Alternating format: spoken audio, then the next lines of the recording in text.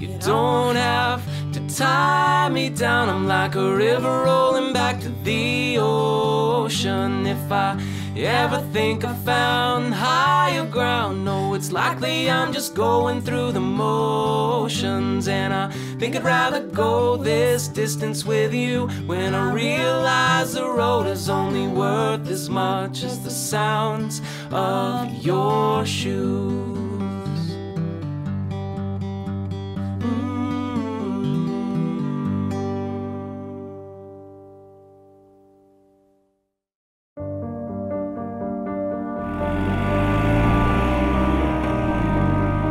Love is to always work as a team. We're not really talking, watch this space. Alanna and I have just fallen out. We're really getting on very well. Kind of a harsh, hard world out there sometimes, and if you're not loving and kind to each other, I don't think you're going to make it. It's killing us. It's really, really hard work.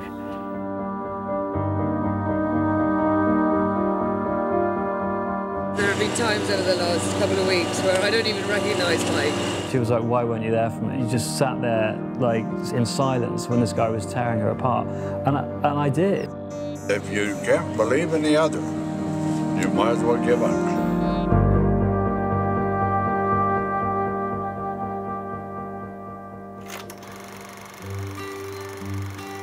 That's Mike, and I'm Alanna. We met when we both took a punt and went on a blind date. I was 3 minutes late, and the very first thing that Alanna said to me was, "Where the hell have you been? I've been crapping my pants." So those were the first words I ever said to my husband. The friend who introduced us said that we get on because you're both mad. And on the night, we were mad enough not to order any food and just drank, and that way we found solace in each other.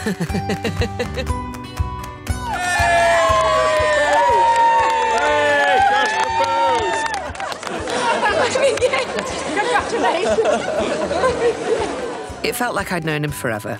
It was the most effortless conversation from the beginning. We just laughed and laughed.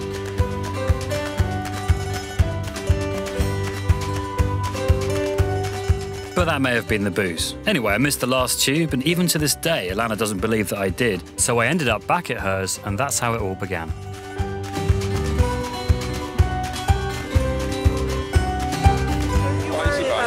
We're leaving the country.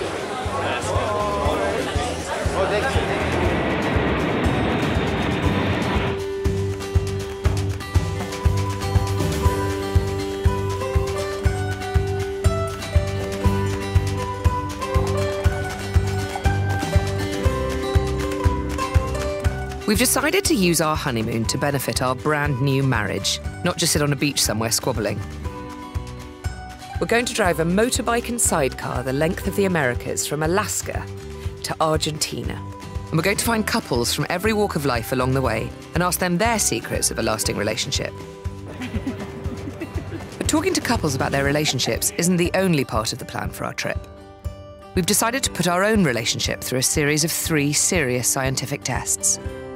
We want to understand what love actually is by undergoing the latest tests in neuroscience, DNA analysis, and psychology. So basically, we're testing our relationship in the lab and on the road. But crucially, we're only going to find out the results of those tests at the end of the journey in Argentina. Test 1 is our DNA to see if we're genetically compatible. Without having good chemistry with somebody, good physical chemistry with somebody, a long-term relationship probably isn't feasible.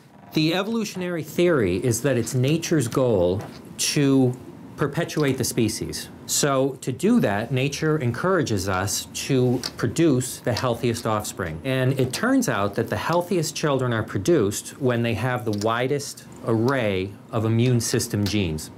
So therefore, the father and the mother should have different immune system genes from each other. Good luck. Yeah, you guys look good doing this. If it were somebody that you had similar immune system genes to, you might talk for hours, but it's not a feeling like you're with a lover. It could be a feeling like you're with your long-lost sister. And that's not what you're looking for in a long-term relationship.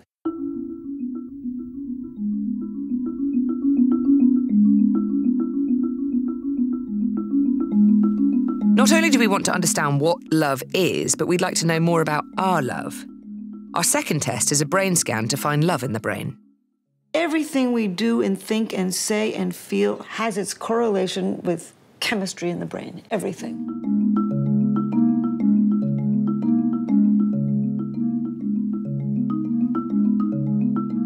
You are the first couple that I've ever done this particular experiment to. In test 2, they're basically taking a neurophotograph of what we feel for each other. What I and my colleagues have done so far is study only romantic love. And you are the first couple in which I'm studying all 3 brain systems. One is the sex drive. The second one is romantic love, that elation, the obsessive thinking, the craving for one particular individual. And the third brain system is attachment, that sense of calm and security you can feel for a long-term partner. I can't wait to go see what's going on in your brain. What I'm really worried about with the brain scan is that they're not going to find anything. There's nothing romantic about lying in a massive, loud MRI. Yet it's going to be the thing that definitively tells me whether or not I actually care about Mike. Would you die for him? Yeah, I think so. I'd like to believe that I would. But Do you think he would die for you? I don't know. The final day-long test is of bare-bones personality, with a therapist trained by the world-famous relationship expert, Dr. John Gottman. Do we actually get on? Of all the tests that we're doing, I find this one to be the most intimidating. This is definitely the test that I'm most scared of. When I do an assessment, I like to get a history of the relationship, going back to when a couple meets, kind of how they dealt with particular difficulties, to find out how they got to this point in their relationship. He's going to study everything about our relationship through our actions and our behaviour. I think he's going to see quite an English display of humour, and I'm worried about that being lost in translation. Or maybe that is actually the problem. Maybe the fact that we take the piss out of each other mercilessly. Maybe that's something that starts to corrode a marriage. So by undergoing these 3 tests, we've created a Pandora's box. But it's not yet time for us to open it. We'll find out what's inside at the end of the trip.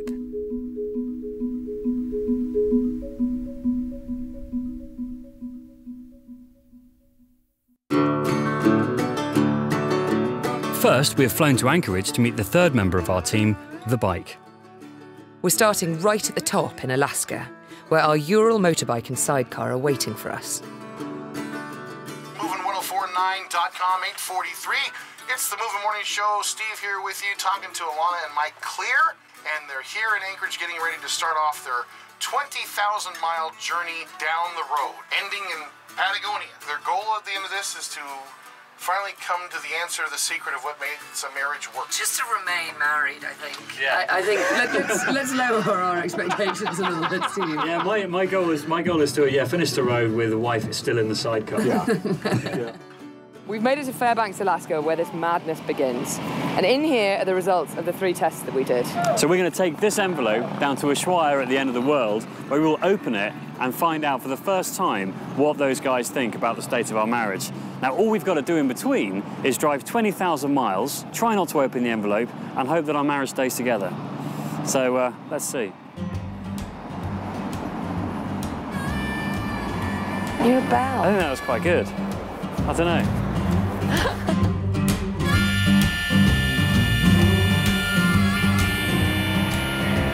Tyres hit the tarmac at last. It's been our dream for so long.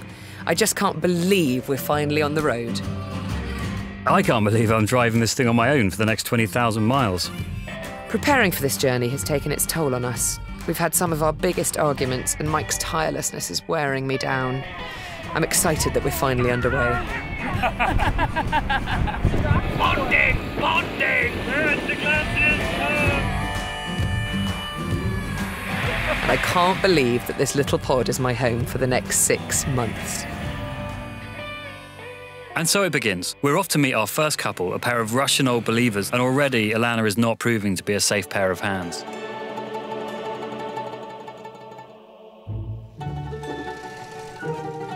You seem to be just totally absorbed in being grumpy. So perhaps you can stop repeating things that I need to do. I know we had the issue with the dictaphone, but I am going to prove myself to be a trustworthy pair of hands. You need to stop telling me to do things 15 times. And you need to remember that you love me. So give me a kiss. Okay.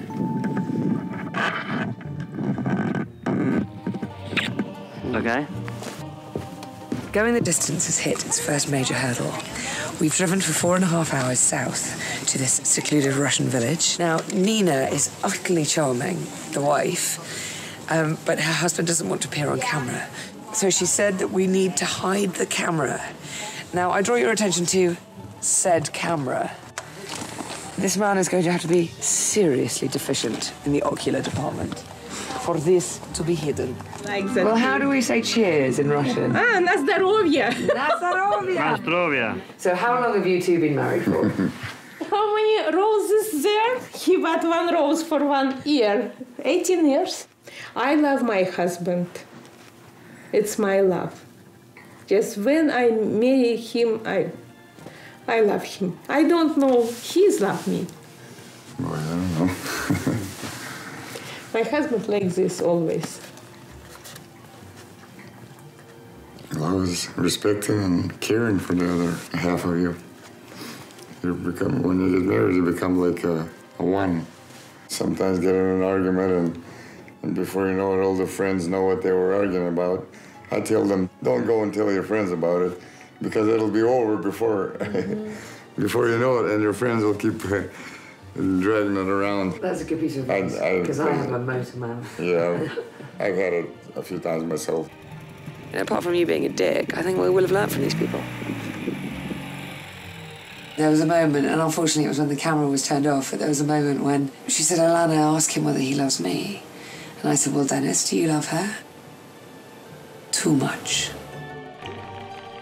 I am definitely guilty of sharing every up and down of the relationship with anyone that cares to listen. Dennis's advice to keep your troubles to yourself is one I'm going to try and remember for the rest of this rather long journey.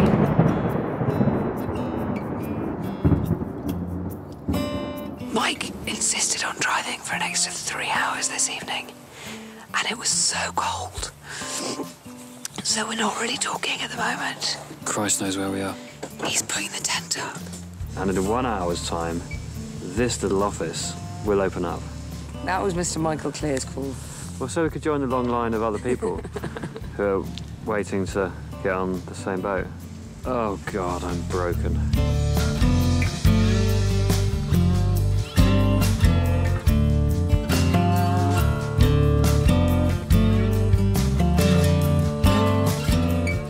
Have we cheated by taking the boat instead of driving down to Vancouver?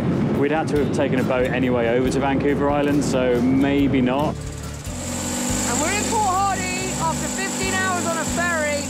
We've had a spectacular misunderstanding of geography. It's massive. We need to do about 6 hours more driving. So by my calculation, we'll arrive around 5 o'clock in the morning before we need to set off for a wedding at 8.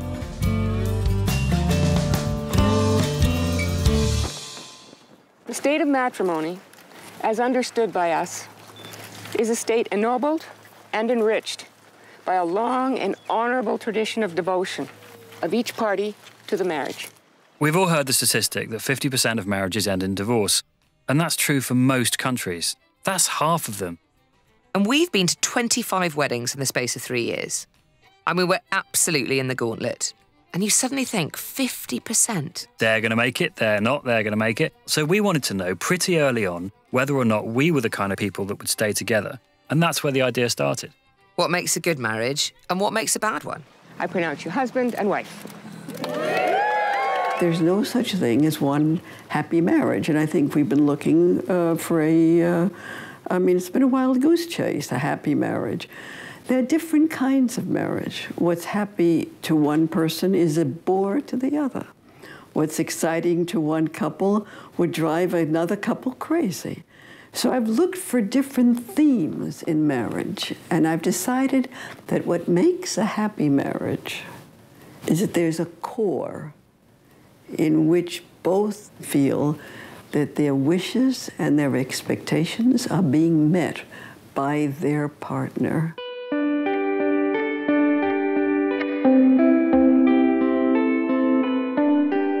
We say, I love you, every time we give each other a kiss. You know, we say, how many kisses? 2 kisses. We're very superstitious. We started very early on. I like to sort of do things that are spontaneous and still, you know, surprise him. And he does, and he does. I fell in love with him from the beginning. I love him more every day. We drive each other crazy. It's true. I have these idiosyncrasies. He has idiosyncrasies. He'll say, why did you put the pepper shaker there? It's never about the salt and pepper. You have to stay outside tonight. He's the most wonderful family man. I couldn't have asked for a better husband. He's a great father. I always try to treat him respectfully, and I know that there have been times when I haven't. The definition of family is changing. And it used to be sort of a husband and a wife and their biological kids. That's not the case anymore. The shifting definition. And, you know, family scholars, I think, have talked most about that and have identified the fact that family is a social construct and social constructs change. Neither one of us took getting married, making that commitment to each other lightly at all. And we discussed this before Jack was born. To involve a child in a relationship that's going to break down would destroy me as a human being. Just the stress of that commitment has bonded us further.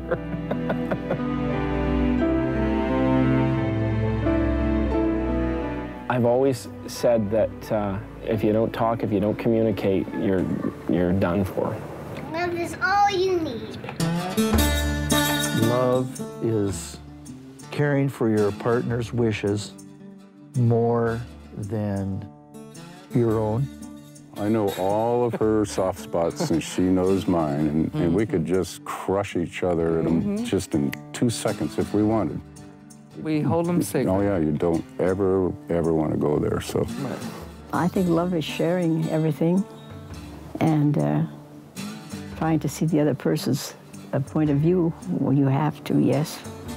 Fall in love every day. Yeah, date every day. Yep.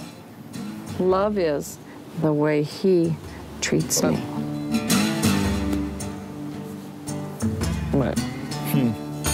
It's true. Brethren dwelling together in unity. Uncle Sam and the Canucks.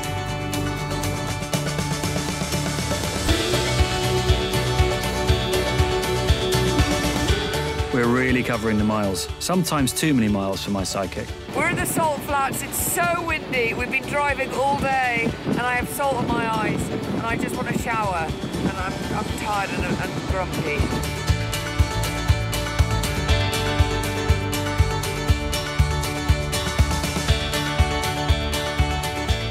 What's really been amazing, I mean, we love our kids, but to have them gone now, have them moved out and having their own lives, it's putting us back to when we first met. Because now we've got all this freedom. But you have to weather some storms, sure. I mean, we've had some close calls. If the day ever comes that something happens to one of us, I mean, that love's still gonna be there. Love is why you wear sunglasses when you talk about love.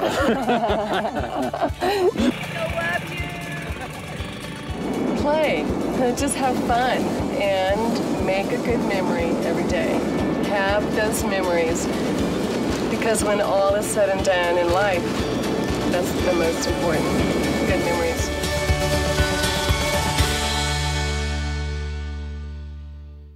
A lot of marriages fail because men's eyes wander, because they are biologically designed to, I believe, to have a polygamous nature. I mean, they look at how much sperm they produce, you know, way more than is needed for one woman. There are thousands of practicing polygamists, maybe even tens of thousands of practicing polygamists in the state of Utah, with thousands and thousands of children. And bigamy is a felony in the state of Utah, that we're not going to prosecute it.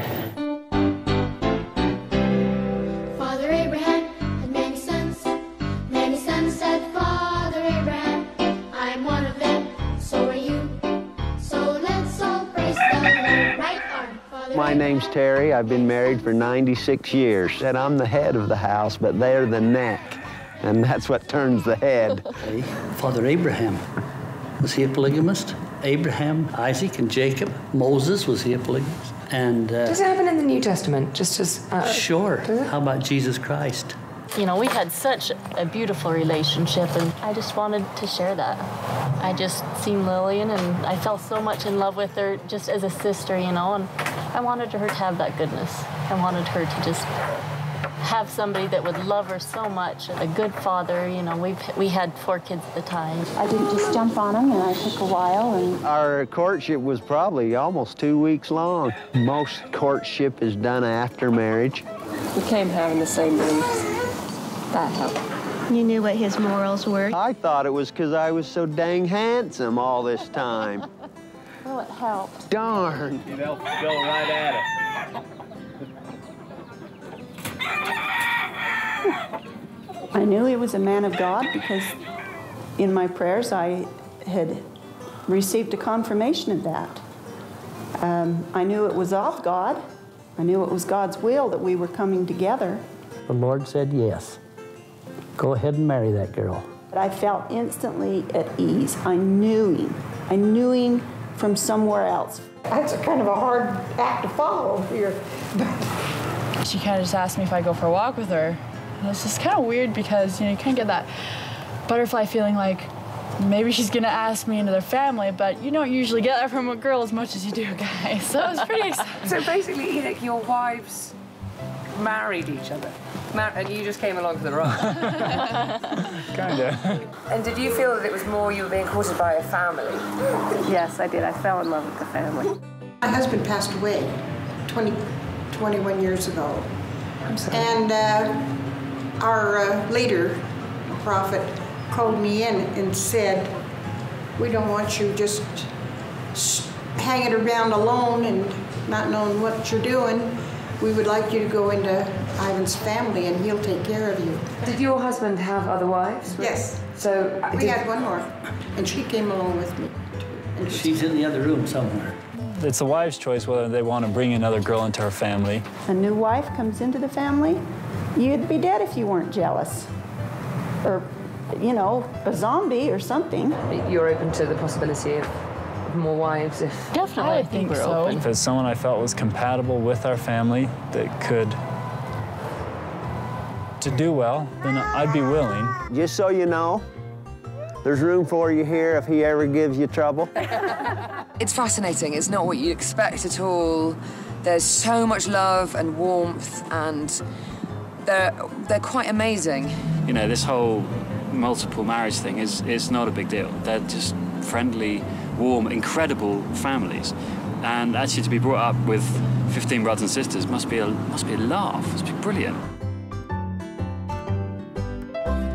In a good marriage, it's no longer me, me, me. It's us, us, us. It's learning that your identity is no longer as an individual, but that you're a member of the marriage. It's almost the first child of the bride and the groom is the concept of marriage. And we, the concept of the we-ness.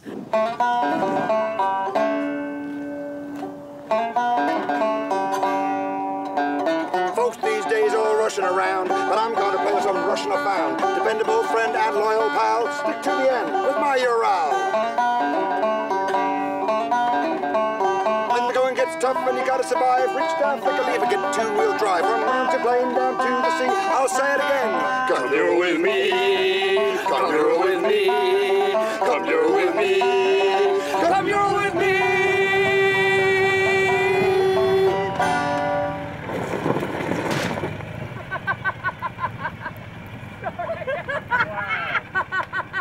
And love is often bringing me a cup of tea every single morning, wherever we are. Every single morning.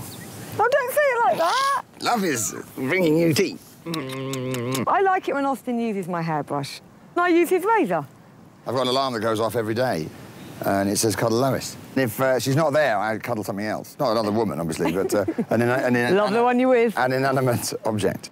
Ideally, what I think one should do as they're picking a partner is say, how is it that I want to live my life? What are the choices I want to make? Do I want to have kids? When do I want to have kids? How hard do I want to work? What kind of job do I want to have? What interests me? Right? These are the kinds of questions you want to ask, and then pick a partner whose answers are well suited to you. Well, if you don't know the answers to the questions in the first place, you're not going to be able to do a very good job of picking that partner. I think if you've married the right person and you're and you can tell in your heart of hearts if you have, then that's pretty much enough. I think you're 99% of the way there. A friend said to me, if I had to go to a desert island tomorrow, just me and my wife, that would be fine by me. And I never spoke to or saw another human being for the rest of my life. And I thought he'd gone mental. If you can ask yourself that question, and the answer is yes, I'm absolutely happy to never speak to anyone else apart from her, then you're in good shape.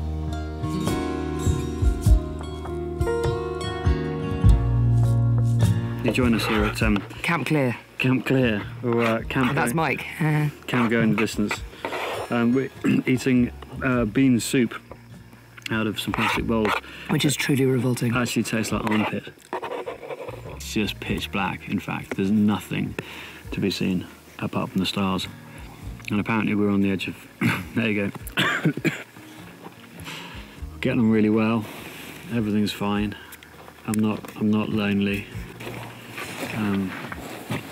I like my wife.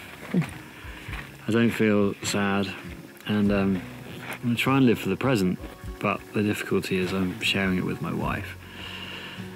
And she's telling me I say a lot, and today I told her that she didn't look very good in the shots that Austin did, that her hair was all flat, and I got into so much trouble. Oh dear. Not for saying that my hair was flat, for not telling me my hair was flat.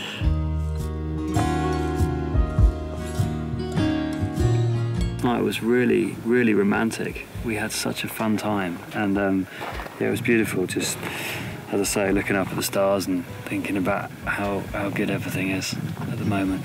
But we'll see.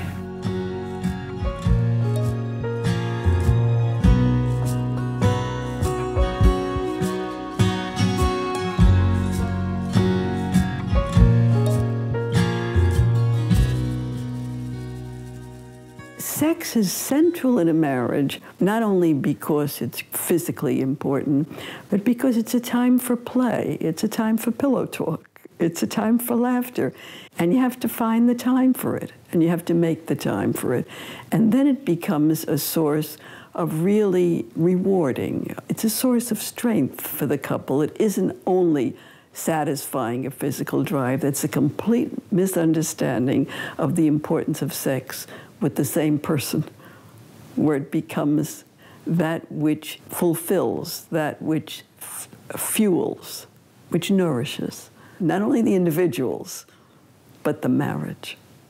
We are meeting with a couple, Jeff and his wife, who are regular swingers, and they do the swinging thing. No British prudishness here. We're going to go in and we're going to ask all those questions which normally makes me squirm. I will be strong. I will be strong. I will find out what drove them to be swingers. I will find out how it affects their relationship. I will find out what it's like to watch your wife being fucked by another man.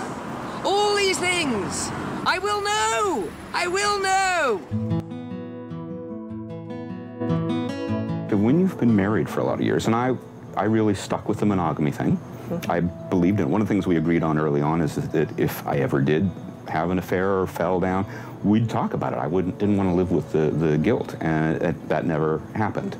And then when we got started with this, you haven't had sex with anybody else in a long time. You start to wonder, am I still sexually desirable? Would anyone else in the world even think about having sex with me? And when you find out that other people do find you sexy, that just increases your confidence across the board. We go to this party, we go in the hot tub, we end up having sex with other people. We leave the party, and my comment to Jeff is, hey, are you okay? And he's like, yeah, are you? I'm like, yeah, that was really fun.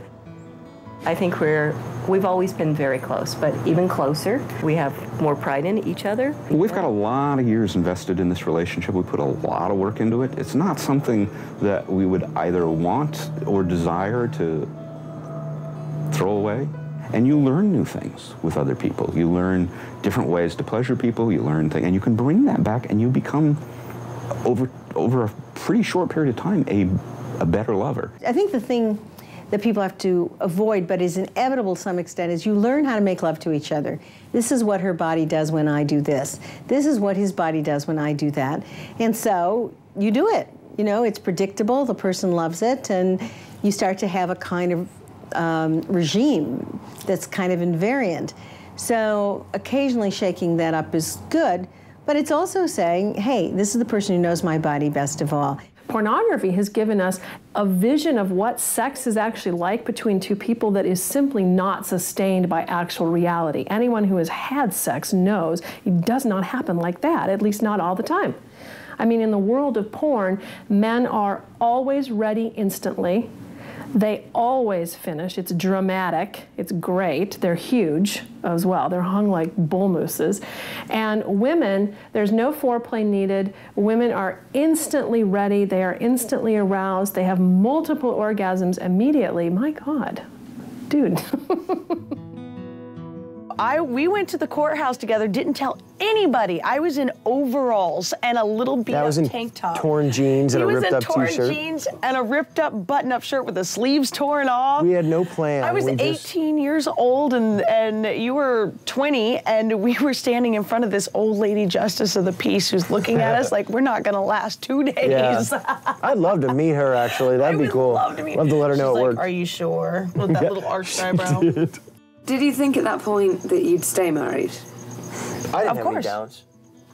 Yeah. When you're a porn star, you're an exhibitionist, you're doing a show. I've always wanted to basically be a stripper. We already have 2 children by this point. Yeah. We're completely comfortable in our relationship, and we wanted to spice things up. And so Josh kind of got this little clue of like, hey, let's make some movies. It is sex. You are having sex with other people. That's the point of being married and having that communication, because you can always talk about it. It's kind of a kick to see your partner get pleasured. Yeah. Problems come up.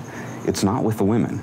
It's with the guys who can't handle it. There've been a couple times where it bugged me, like that maybe she's supposed to be submissive and guys grabbing her hair, and but she kind of likes it, you know? I egg them on. Yeah, she does. Nikki did fight jealousy for a little bit. Of course.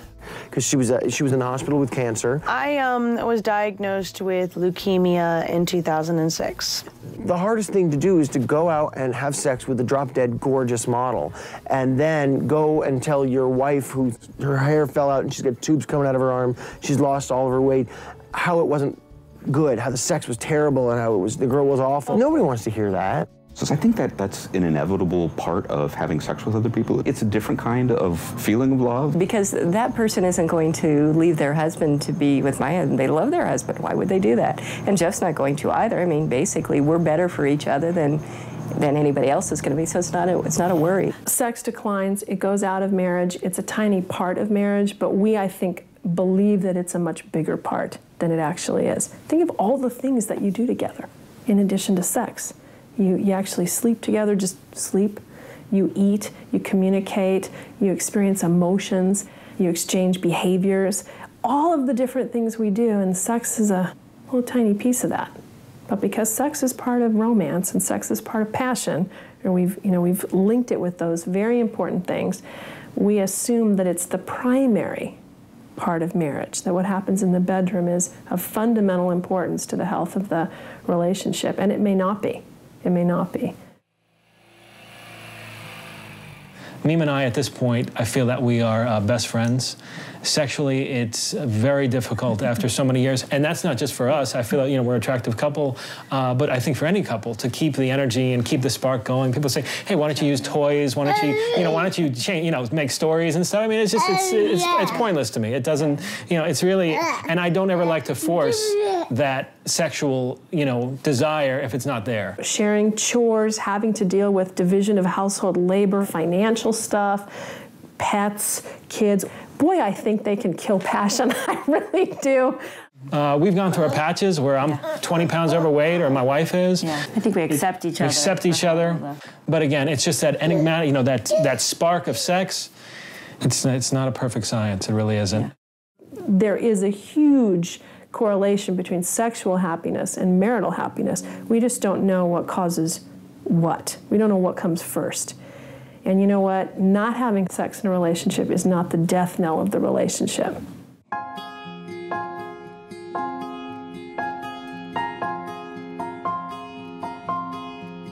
They say when you die, your life flashes in front of you like a motion picture, and mine didn't.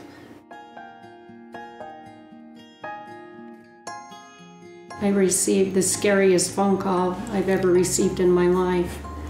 And it was Leonard's work, and they said he'd been in a serious accident and that someone would come and get me and take me to the hospital.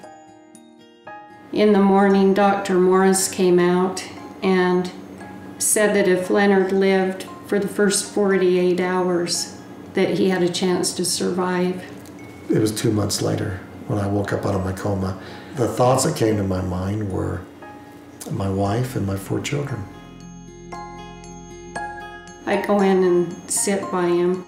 I was afraid to even touch him. And one day this nurse came in and she says, you know, Leonard's foot is not burned. You can hold his foot if you want to. It was just wonderful to be able to hold Leonard and connect with him. And I tease him now that he has a foot fetish. Whatever works.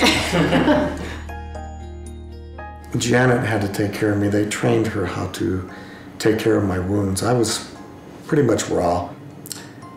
I'd have to be bathed every day. That was our special place, the bathtub. Because we could sit on the edge of it and we could cry and get out all of our frustrations and hurts and not do it in front of the children. We learned a lot along the way about how precious life is and how I learned how much I loved him and admired him for fighting so hard to stay alive for his family. I have to say, love is eternal, and it's not just about this life, it's forever. And I don't want to spend it with anyone but her. Oh, well, and my family. It makes absolute sense that the thing we find most comforting is simple physical touch. Just that contact comfort is, it's necessary to our health. It's necessary to our physical and mental well-being.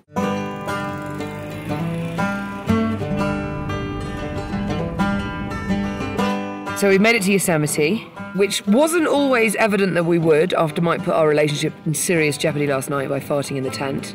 Poisonously. Well, to say that you love someone, there's nothing nicer than to let rip a ripper.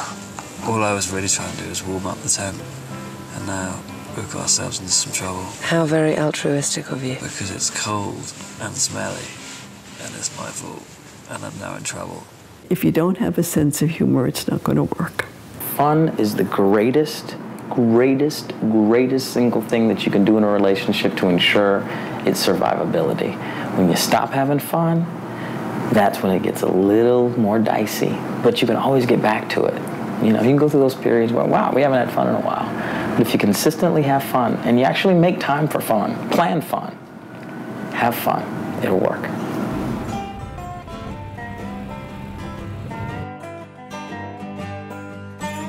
We just heard that there's a really big fire, which means that the sun is being obscured by the fire and the light is kind of eerie.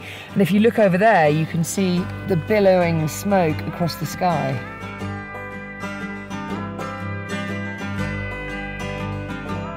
I love beer. Beer matters to me. It matters when it's not cold. So we have to think of a way around that. Like this, which is a great value drinking water tub from Walmart, which we fill up with ice, sliced open, and put in some beers. Here's one I prepared earlier. Cheers. Vegas, baby, Vegas.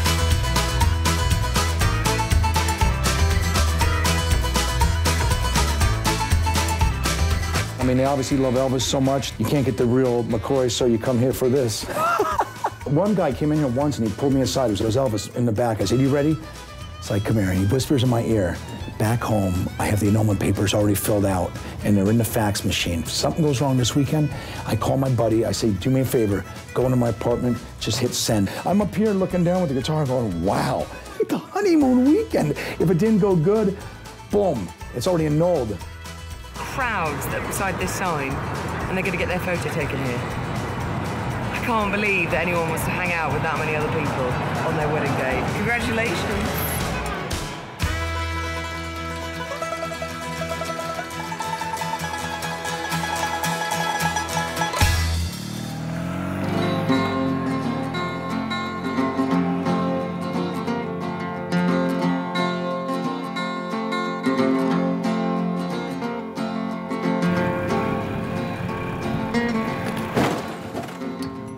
over in the sidecar. We're pretty wedged. Oh, God. Look at the size of it. We're not going to be able to go backwards if we've got a rock in the way. What we find often happens is when you put the bike into reverse, you just dig yourself in. Not too much! Jesus! I couldn't fucking pull as well as we on the throttle. I'm sorry. Alanna's control of the bike really scared me. No, what are you doing? If I try and pull it... Don't pull the throttle, for fuck's sake. I can't pull the bike without pulling. But don't pull the bike. Okay. Let the bike do the pulling. I'm doing the pulling. Okay, fine. It is definitely worth noting that we haven't had any breakfast yet.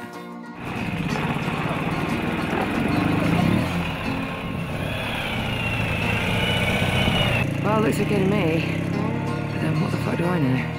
The irony is that we came off the road just as I was talking about having a baby.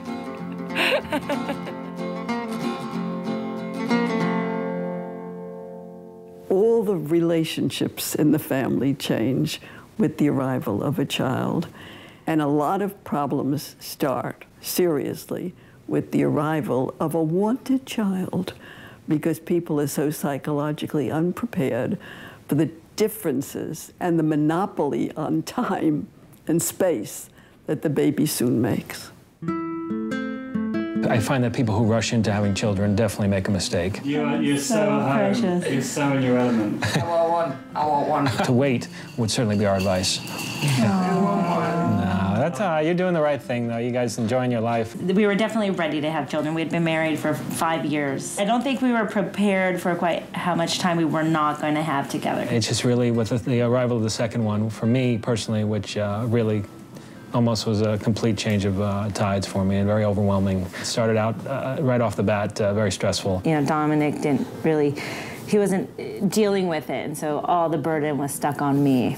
There's grounds for conflict right there. Whom do you love more, me or the baby? Well, right now the baby is crying. We can't talk. So the family has to negotiate that, and gradually, if they do, they've passed the first major challenge to the marriage.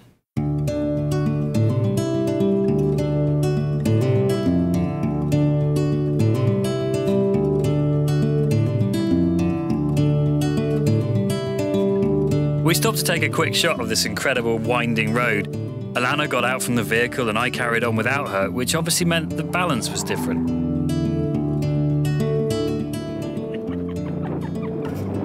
Man down, I repeat, man down. I heard Alanna laughing from the top of the hillside as I extricated myself from the ditch. I would have been pissed off if I hadn't actually been so scared. I only started laughing when I knew he was okay. I stopped because I had to see what was happening. It's not every day that you see two people dressed up like Evel Knievel out in the middle of nowhere. My marriage is ending after 23 years. When she asked me for the divorce, because she's asked, she said that she'd had feelings about this in the first year. Wow. Can't understand why I say I love you so much and you're so beautiful. I mean, you know, her belly is just gorgeous. It carried my kids. I'm sorry that we pounced on you, and No, it's okay. given that you now know that it can find its way onto rocky shores. Definitely listen. Yeah. I mean, if you're not listening and hearing all the signals, all the signs, all of the messages that they are trying to convey to you, either directly or indirectly, you're missing out. You're going to get into problems. Here returns the conquering hero. Thank you so much. Thanks very much indeed. Have a good evening. Have a good trip, guys. Yeah, see how we go. Everything has become about sort of the cult of personal happiness. And this has made it hard on marriage. It's hard to keep marriages together when they're supposed to bring you eternal happiness, when your partner is supposed to be able to read your mind and know what you're thinking, and supposed to be eternally desirable and desirous, and you're supposed to support each other through everything. That's not how it works. It's not how life works. Sometimes you're grumpy, And you know, you're not a very fun person to live with, and that's the way it goes. And that's okay. But I think what's happened is people think it's not okay. They think, oh, if this marriage were right, I would be in love all the time. I would be filled with lust all the time. I would be content all the time, and I'm not. And we question every day whether or not we want to stay with this person in this relationship. That alone places a huge burden on a marriage. And you never know if anything's gonna last. You know, your feelings constantly change. Like one day you might love them a lot, or 1 hour you might love them a lot, and then like a couple hours later I'm like, well, you're kind of bored, you know, just hanging out with them. Filming really is a ball ache. Every time we stop, we've got to get out the camera, set up all of the mics, sort out the tripod. Everything just takes hours. Hopefully we'll get some decent footage today. But I mean, even talking about decent footage totally skews what you're doing with the holiday. Anyway, there's my thoughts. Not a holiday. I like to talk to couples about the 4 horsemen of the apocalypse, the negative things that happen in relationships. What was quite interesting about the Gottman sessions was that we actually got to our one issue, which was guilt plays quite a strong factor in our relationship. I am very, very prone to feeling guilt very keenly. These 4 elements are criticism, when people are critical of each other. Marriage update, what a cock! Defensiveness, and you can see how defensiveness and criticism might go together, although they don't always go together. Sometimes they just come from our own histories. There's no downtime. Mike and I can't remember the last time that we had a conversation which wasn't about this project. My husband's become my colleague, and we're doing a really, really, really stressful start-up. That's basically it. It's actually the first time that we've both questioned whether or not we can do this. The third one is something we call contempt. It's actually a position you take with your partner where you actually put yourself on a higher level, so you're talking down to your partner. We've just run out of gas. Too busy filming to go to a petrol station, I take it. It's the most corrosive of all the 4 horsemen. But Mike basically was being a twat. The way that our relationship works is that Mike is tireless. He doesn't stop, which is one of the things that I love about him. But I need to stop. And when I stop, I then feel guilty and perceive that he is judging me for stopping. Some people are really pulling their weight. This woman over here has been an example of a hard-working person. Any comments from the wife? New Project Mickey, which is another. This is her sort of fond name for me in that state of activity. Sometimes the work bit takes over the love bit, and you forget why you're with somebody. And his mum recognises it. Yeah. She's like, oh yeah, Project Mickey, I know that well. Yeah, she used the word stickability when I was a kid, and then I learned the word later on, which was tenacity. When I was a kid, it's been going on a long time. Yeah. And he's now just admitted that when he gets stressed, he tends to take it out on me. He doesn't blame me, but he does tend to take it out. We're just at a breaking point. I've been so bitchy for the last 3 or 4 days. You're a fucking idiot. Good. Helpful.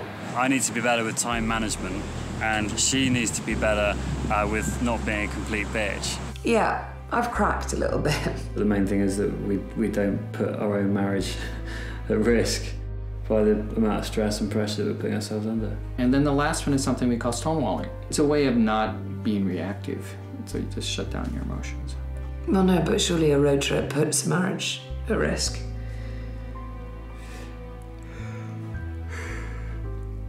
If these things are present, it doesn't mean that the couple will automatically get divorced, but it does mean that unless they make some changes, it's very likely. This is not the easy route, you know. The easy thing to do is to stay at home and go to work and watch TV and go to bed, and stay at home and go to work and watch TV and go to bed. But we're not doing that, and I really hope that we don't, you know, pay the consequences for making it difficult for ourselves. But I just get worried that we're never going to be the same again.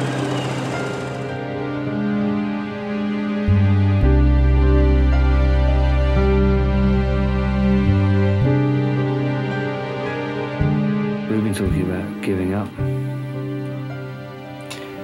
Yeah, it's just not cool. It's just really not fun anymore.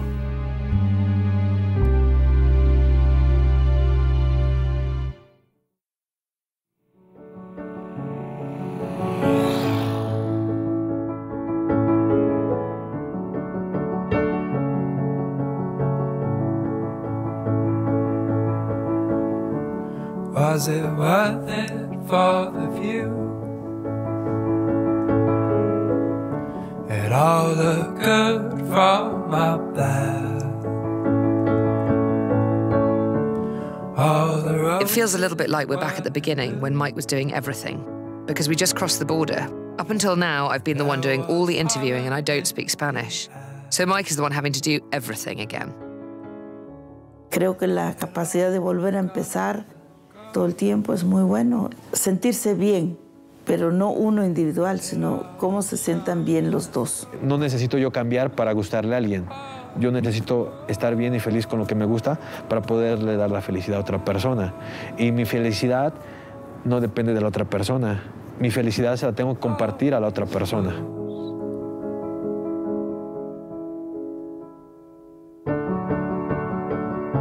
The thing I'm finding is that it's really hard being around each other all the time.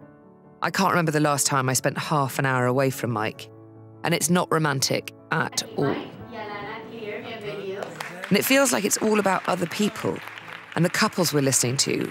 Where is our downtime? Where's our honeymoon? Petals all fall out. Fuck me, it's hot. 40 degrees. Wow, you are sweaty. And midday. A mouth that could not be rubbed out.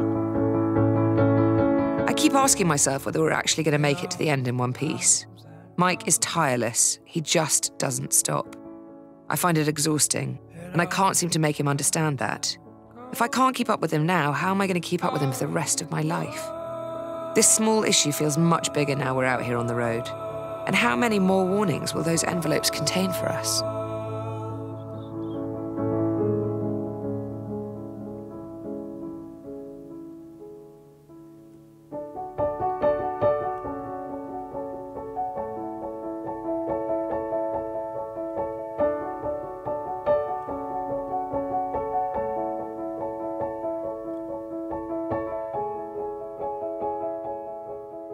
There are no roads across the border of Panama. It's all just impenetrable jungle. So to get to Colombia, we have to fly the bike by cargo and hop in a plane ourselves.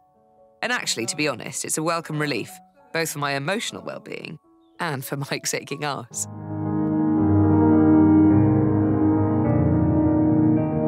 You walked away. We don't sort of, let things fester for months. Just occasionally you have to just shut up.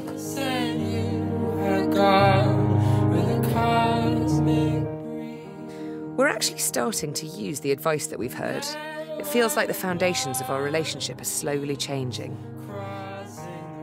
Little tiny things we've learnt just suddenly come to mind, like squeezing his hand 3 times to say I love you, something somebody taught us in Alaska. It's just filtered into us, words and advice that help us find solutions, when I think previously we might really have struggled.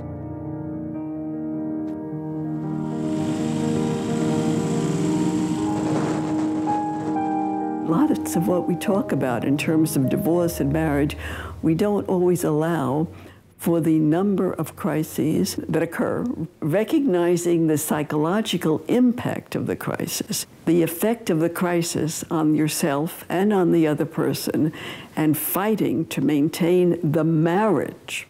Everything that we've seen and heard told us that love needs constant nourishment.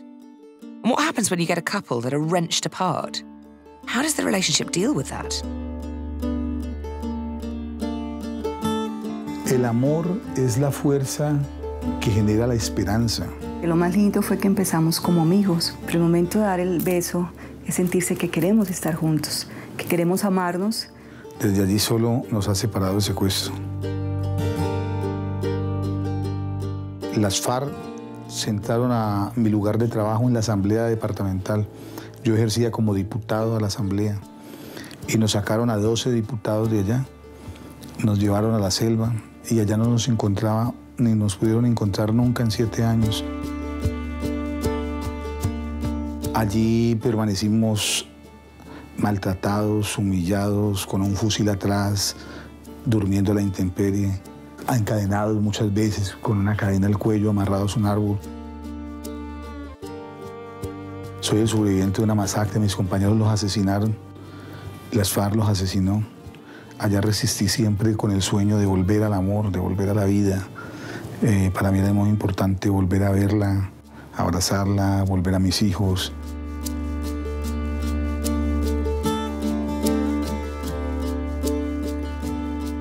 Sigfredo en este momento y yo estamos iniciando un nuevo camino. Y en todo esto, lo más importante es volver a ser familia.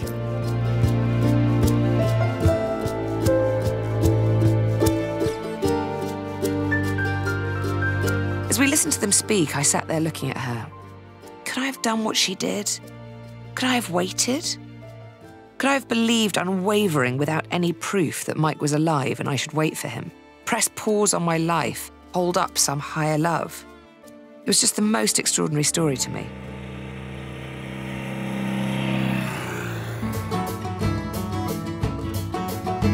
Middle of the world and we're still together.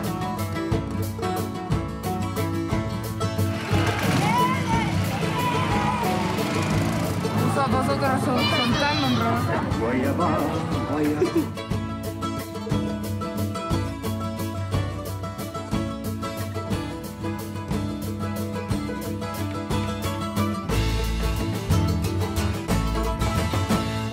Here in Peru, we've heard about a well-known and intriguing character with 6 wives. Unlike the polygamist we met in Utah, children play no part in his equation. So if kids aren't important, what is? So we do not like fakers. So everyone is forewarned. If you are going into trance, into religious trance, there's a large stick on the other side of the wall. I'll hit you. If a woman is to surrender to a man, she ought to, and I'm choosing my verb, she ought to trust him more than herself. I trust him with my life. Yes, that's the point. So he writes and you follow. You're the sidecar, that's the point.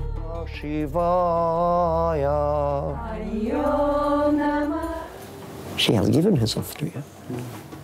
Never lose sight of that.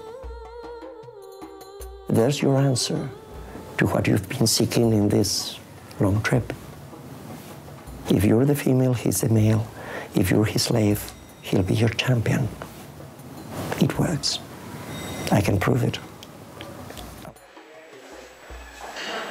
We've seen and heard a lot today. A lot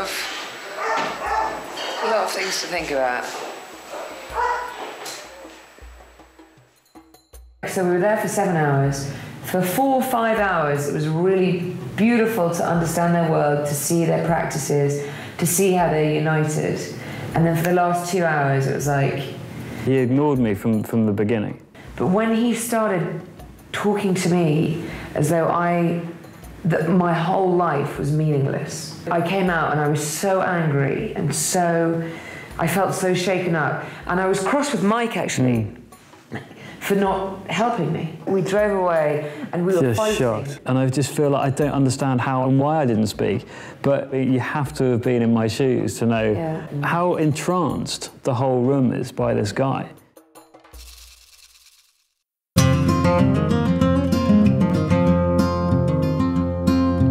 Relationships on a trip like this can be very intense, so it's useful to get advice from other biker couples on the road. Been married for, I think, about 10 years. I'm very lucky. I mean, it's not that easy to find a partner who actually sits on the back here for 6 months. What amazes me is that we spend 24 hours a day together, and most of the time we actually enjoy being together. We're in each other's skin, and I think one of the most important things we have in our relationship is we're both very honest, incredibly honest. And what I learned on this trip is to deal better with stressful situations. And just, you know, I learned that things cannot be sorted out now. When it's just the two of you, when things go wrong, it's shit. As we both know, bad things happen in threes. It began with me getting ill. If I was a doctor, I think I'd diagnose me as ill, but I'm not feeling so good. It's so disgusting. So we were rumbling along, and all of a sudden the sound of the exhaust changed because this fell off, which is quite useful. We've now stopped at the side of the road at a little mechanic's place, and he's replacing the exhaust pipe. I just went to the loo. We have a problem. Houston. Okay. Is it just one or several? I think it's just one. The gory Crocs. This is blood, all blood. It's happened again.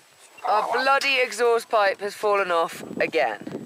It's got to be one of the hardest drives we've ever done. The roads are fucking appalling, absolutely unbelievable.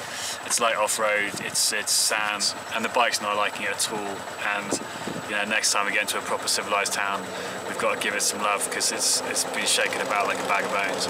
One of the things I learned is it's not me. Even though I'm the only other person with him, I actually recognise that now, if he is cross, he's going to take it out of me just because I'm the only person there, and it's not really me. So I'm much more calmer about it now. I can sort of brush it off. And our third, perhaps our strongest team member, the Ural, gave up the ghost in Bolivia. La Paz being one of the hilliest cities in the whole world, and certainly the highest capital city in the whole world, I just can't get enough air in. The bike is having the same problem. We've just come up that hill, which isn't even that steep. But I had to get out and push the bike up while Mike tried to engage the clutch. So we're changing these to smaller jets so that there's more power, so that Alanna doesn't have to push the bike up the hill. So yes, it's good. Do you know what you're doing? Yes. This used to be the bike. It's now a collection of pipes. The engine, and it's now inside. Taking the clutch apart. Es el embrague que se ha quemado. Sí. Está aquí todo el pedazo. Este polvo es... Ese polvo es del embrague. ¿Qué piensa que podemos hacer? Tenemos que cambiar el disco del embrague. Sí. Bolivia was really, really depressing me. In a way that's actually like depressing. Because normally when you have a bad day, you just have a bad day. And you know that it'll be fine in a couple of days. But I can't seem to get happy. I just can't seem to give a shit about being here. We just got a call from the hotel in La Paz who has told us that the package that we're waiting for with the new clutch in it isn't going to arrive today or tomorrow, Friday, but instead it's going to arrive next Friday. So another week on top of the 10 days that we've already been waiting for our clutch. Yeah, we're pretty stranded out here now. We can't move till we get that package. We're allowed to appear on Bolivian television, but our bike and our suits are in La Paz. They've come up with an alternative. Si hay alguien afuera que conoce a alguien en Correo Boliviano que pueden enviar nuestro repuesto a nosotros en mi hotel Osira en La Paz, yo quiero mucho recibirlo. Por favor, ¿están en la ciudad de La Paz el hotel Osira? Sí.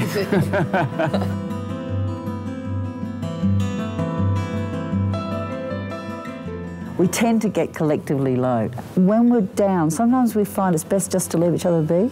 Both of you are going to reach times when you're completely exhausted, you're completely depleted, and you really want the other person to take care of you. And you're going to hit that place at the same time. So understand that every couple hits those times when you're both empty, you both have nothing to give, and all you can do is collapse together. Period. Collapse on each other. Collapse on each other like this, and that's good enough.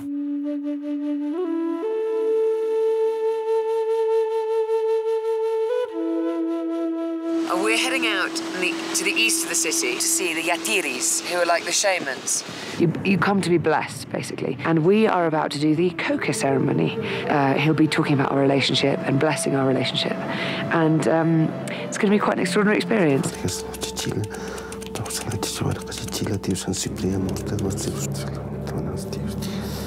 Cuando la hoja de coca más o menos se entra, es que te va a ir mal, más o menos vista arriba.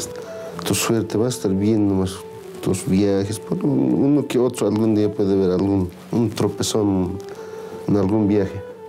Esa es tu suerte, después del resto va a estar bien.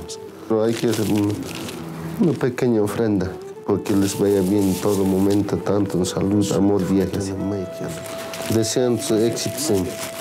Y todo momento que tengan todo, que no les falte nada. Pachachil, pacharabich, tío, sensiprimo, pachiri, pachalón, tamaranchón, chispaman y limana, chichila, amor. 2 veces soplar, soplar, así. 2010 viaje, amor, todo que les vaya bien. 2 veces soplar. Más fortuna, más ahorros, éxitos de 2010. Estamos invitando a Chichila. A Chichila, Dios, te estamos invitando a esta ofrenda para que vaya bien, más fortuna en toda tu salud, fortuna, viaje, amor. Del Mike, señora Alanna, de 27 de diciembre de 2009, te estamos invitando a esta visita para que vaya una fortuna, Dios, Dios.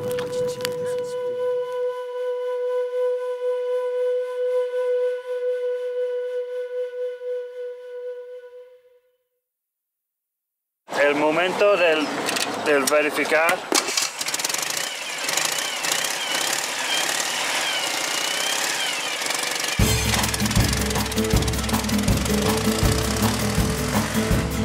After 3 weeks without wheels, the bike is back on the road. Going on the Alta Pista, and we're trying to leave La Paz on the flattest route possible. I gotta say, I've been dreaming of this sequence of us getting the bike and getting out of the pass, putting Alanna in the bags in a taxi and following a taxi up the hill. And we've just done it, and we're here, we're on the level.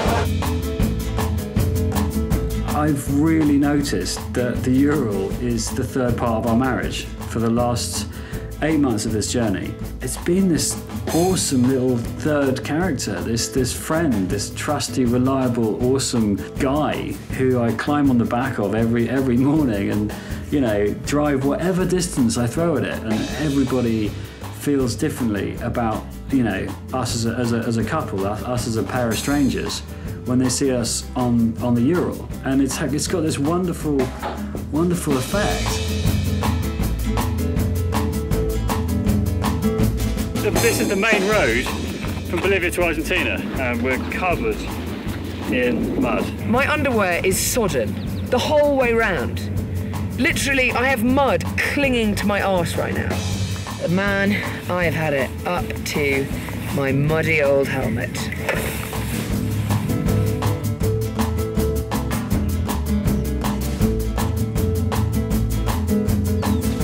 Northern Argentina.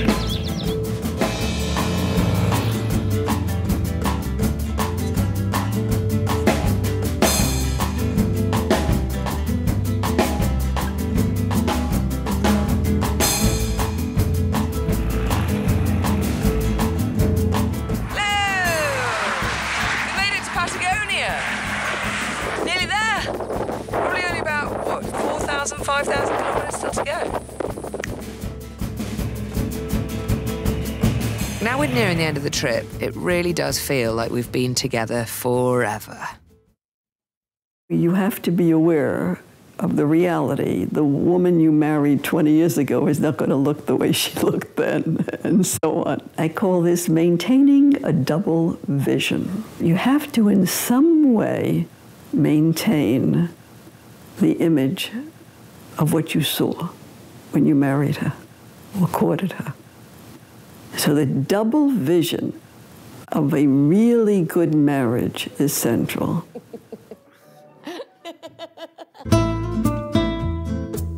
Pues yo lo consideré pues el hombre ideal para mí. Yo principalmente pues era muy guapa. Tenemos 51 años juntos. Se cansa el cuerpo. No, pues ya. Sí, no estamos aburridos, no estamos no. cansados de vivir juntos, no. Yo lo sigo viendo hermoso, como el primer día que yo me enamoré de él. Yo igual me sigue gustando, como en un principio. Las fotos revelan otra cosa, pues después de tantos años. El cuero es el que se arruga, el corazón sigue siendo joven. Primeros 25 años de matrimonio, saliendo de la iglesia, prometimos seguir la carrera hasta llegar a ganar la medalla de oro. Sí, eso eso fue lo que él dijo. Ya se pasaron. Eso fue lo que él dijo. Y voy por la de oro. Ay, viejo, ojalá y que... Passion is what initially gets us together, and then we have a little bit of time to start developing affection and trust and relying on each other and all of the things that go into another kind of love called companionate love. And just as our bodies would be about to die because there's too much passion, starts to fade. But in its place, what started to develop are much deeper processes that take a longer time to develop, the things like affection and trust and respect and commitment and all the things that keep us in the relationship. And my mom said it, and I thought it was so wonderful. She said, yes, you know, we have other things that go on and we're really best friends now. And we don't have, you know, all that passion that we used to have where we couldn't keep our hands off each other. But she said there are moments when I look at him and I think, ooh, he's mine. I think that's wonderful. It makes me cry. I think it's wonderful. It's a beautiful thing.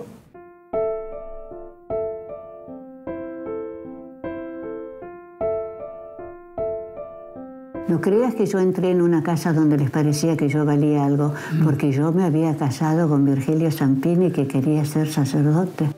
¿Cómo me había atrevido yo? ¿No? Pero eso es parte de aprender a vivir.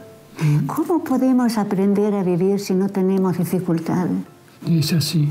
Y eso lo digo ahora porque tengo 84 años este año, pero la verdad no es en el momento tan fácil. El primer lugar donde nos mandaron se llamaba Bajada del Diablo. No tenía estufa, no tenía gas, ni electricidad. No tenía cielo raso. Baños tampoco. No nos cuenta. No. No nos dimos cuenta porque era toda una aventura. No es por el trabajo más duro, es por la aventura. Sí, es así. Sí, es la aventura. Porque otra gente ha hecho más grandes cosas. Sí, es así. Y era la hora del té y yo lo estaba llamando para que viniera a tomar el té en el 2002. Estaba tirado en el dormitorio, helado, con una hemiplegia. No podía hablar, pero debe extrañar poder decir, porque es poeta, querida. No te vayas todavía. No, querida, no. Sí. Tumba cuando nos morimos, nada más que eso. Lo que permanece es el amor. Kärlek sitter här. El amor es lo que permanece. Yo pienso que todo matrimonio es una aventura. Es así. Todos ustedes mismos, cualquier persona que intenta unir su vida a otra sabe que va a tener alguna dificultad. Es así. Ahora, ¿la va a vencer? Espero que sí.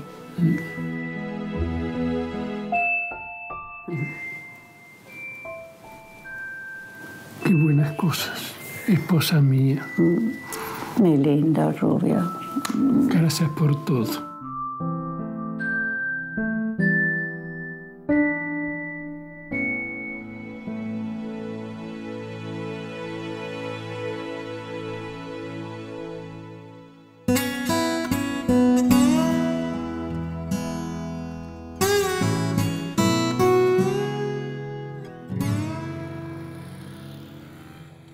I don't know what love is, but I now can recognise it. I think you can just tell when you're near it. There's something inspiring and inviting and warm and just amazing.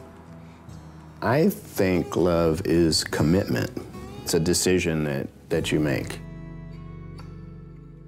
After the nothingness of the last week or so of driving, suddenly there are trees and mountains and snow. It's amazing. What a way to come to an end!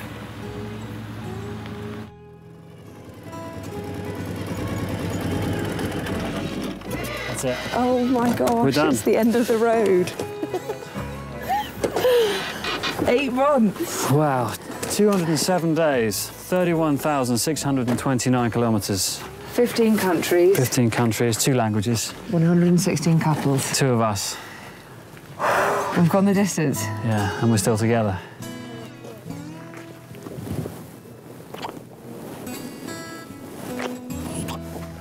still together. And that's what it's all about. I miss this baby. It's been a good ride. Really gonna miss the bike.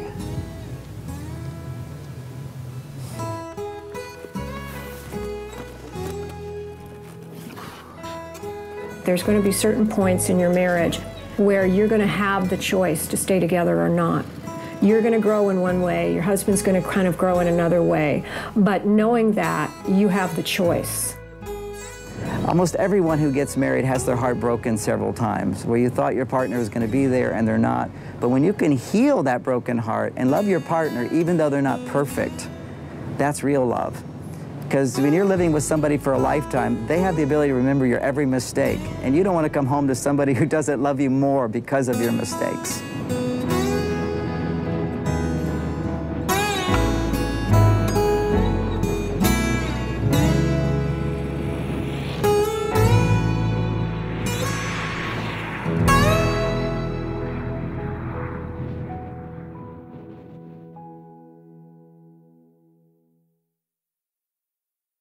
But it doesn't end there.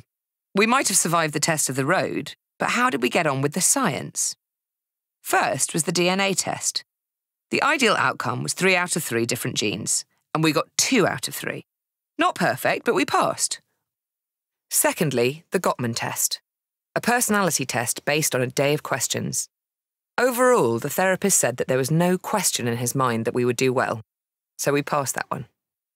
And the hardcore science, the brain scan, looking for our feelings of romance, sex and attachment towards each other.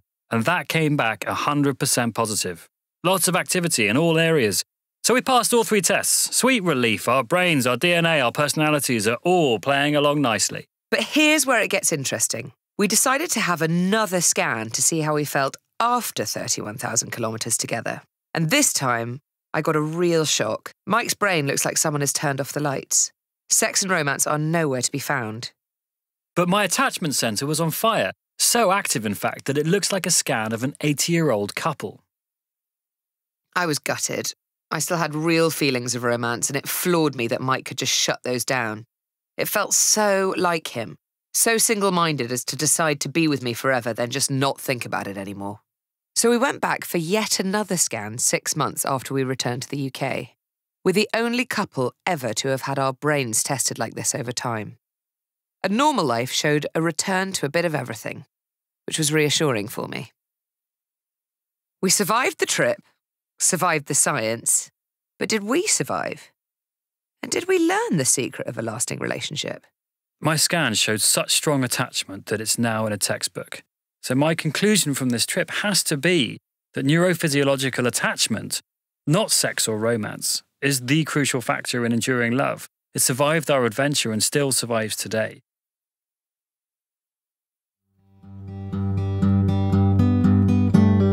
Did we find the secret of a lasting relationship? There's no question that what we did has had a profoundly positive impact on our marriage. Now that I've had a child and I've got another one on the way, I can say candidly nothing can prepare a couple for children and the massive shift in dynamics of the relationship which they bring. But the enormity of the journey and our regular hard times and stresses on the road laid a very solid foundation for that challenge, and hopefully more challenges to come. There's no one single pithy secret, but what I can say now is that all of the interviews and love stories and advice had us thinking about relationships for so long, and it was very good for our relationship. So my advice is 4 words.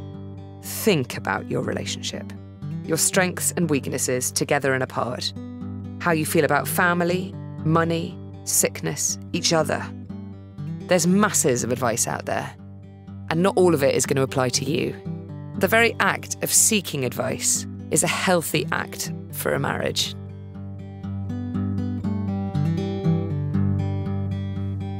I'm going to leave today. Was hoping you would come, but I know if you stay, my home is where your head lays.